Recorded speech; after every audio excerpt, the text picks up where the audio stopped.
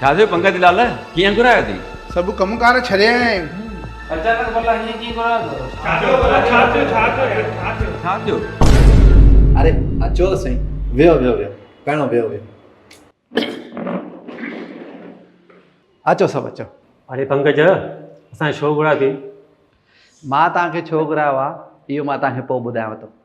पहिरियों मुंहिंजे हिकु सुवाल जो जवाबु ॾियो। तव्हां सभु मंदिर वेंदा आहियो? इहो पुछण लाइ तो असांखे घुरायो। मंदिर त मां सम्झां थो सभु वेंदा हूंदा।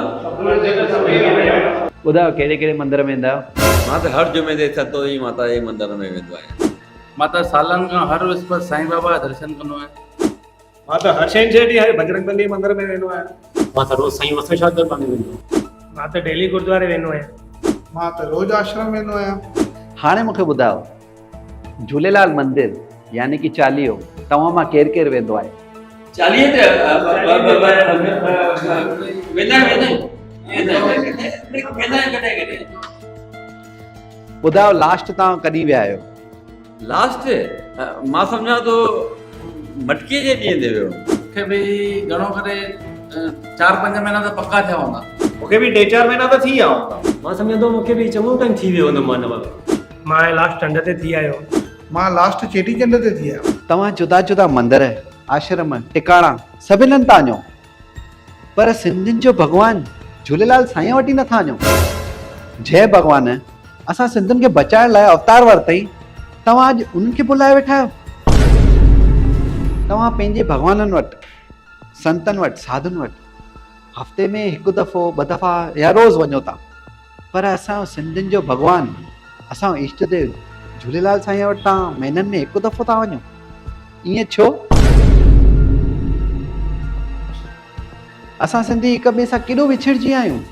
हाणे मिटी माइटी जी ॻाल्हि खणो, सम्झो कोई राधा स्वामी आहिनि, छोकिरे वारा आहिनि, हो चवनि था असांखे छोकिरी बि राधा स्वामी खपे। कोई निरंकारी आहिनि, छोकिरे वारा आहिनि, हो चवनि था असांखे छोकिरी निरंकारी खपे। अरे पहिरियों त हो सिंधी ॻोल्हे, सिंधियुनि में निरंकारी ॻोल्हे, निरंकारी में वरी छोकिरी खपे। केॾो डिवाइजन थी वियो आहे। हेतिरो डिवीजन असांजे सिंधियुनि में छो? केॾो भेदभाव थी वियो आहे। हाणे तव्हां ॿियनि पंथनि खे ॾिसो, फॉर एग्ज़ाम्पल सिख हिकिड़े ई गुरु साहिब खे मञींदा अथव, ॿियो कंहिंखे न। असां सिंधियुनि में ई एतिरा छो आहे? ॿिए कहिड़े बि पंथ में ई कान अथव, सिर्फ़ु असांजे सिंधियुनि में ई अथव। पंहिंजो झूलण ईष्ट देव खे पोइ था मञनि, पहिरियों ॿिया सभु भॻवान गुरुनि खे था मञनि। मां कहिड़े बि गुरु भॻवान जे ख़िलाफ़ न आहियां, हथ जोड़े नमन आहे उन्हनि खे, पर असांजे झूलण ईष्ट देव खे मञिजे। हिकु ॿी ॻाल्हि थो ॿुधायांव। उन ॾींहुं हिकु घर में वियुमि, उते हिकु ॾाॾो ॾाॾी, पुटु नुंहुं ऐं हिकु पोटो हुयो। ॾाॾो हिकु टिकाणे में वेंदो आहे, ॾाॾी ॿिए मंदर में वेंदी आहे, पुटु ॿिए मंदर में वेंदो आहे ऐं नुंहुं ॿिए आश्रम में वेंदी आहे। ऐं पोटो चए थो मां काॾे वञा, मुंहिंजी खिचड़ी ठही वई आहे। हो चए थो मुसाल, हो चए मुसाल मुसाल। लास्ट में ख़बर पई पोटो कॉन्वेंट स्कूल में पढ़ाए थो। इहा आहे असांजे सिंधियुनि जी हालत। असां सभिनी जा गुरु हिकु ॻाल्हि पक सेखारींदा अथव, असांखे असांजे भॻवान सां मिलाईंदा आहिनि। त असां जेको बि कयूं था गुरुजन जे चवण ते ई था कयूं। जेके गुरुजन चवनि था असां उहो ई था कयूं, ऐं असांजा भॻवान उहे ई आहिनि, साईं झूलेलाल। तव्हां झूलण साईं वटि नथा वञो, इन करे मां तव्हांखे विनती थो कयां भई तव्हां झूलण साईं वटि बि वञो। तव्हांखे जिते बि वञिणो आहे वञिजे, पर झूलण साईं वटि बि वञो, छोकी असां सिंधियुनि जो इष्ट देव झूलण साईं ई आहे। हा पंकज यार, तूं बिल्कुलु सही थो चई। अॼु इहो ई हिकु मुख्य कारण आहे जेको असांजे सिंधियुनि में वधी कोन्हे।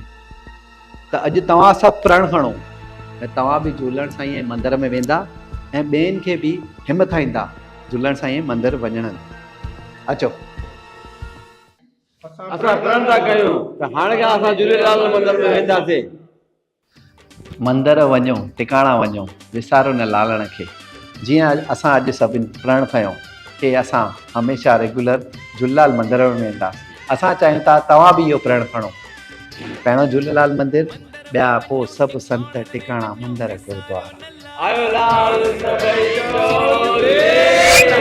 वञो विसारियो न चालीहे खे, सिंधियुनि जो सॻो बाबो झूलण आहे, विसारियो न लालण खे। सिंधियुनि जो सॻो बाबो झूलण आहे, विसारियो न लालण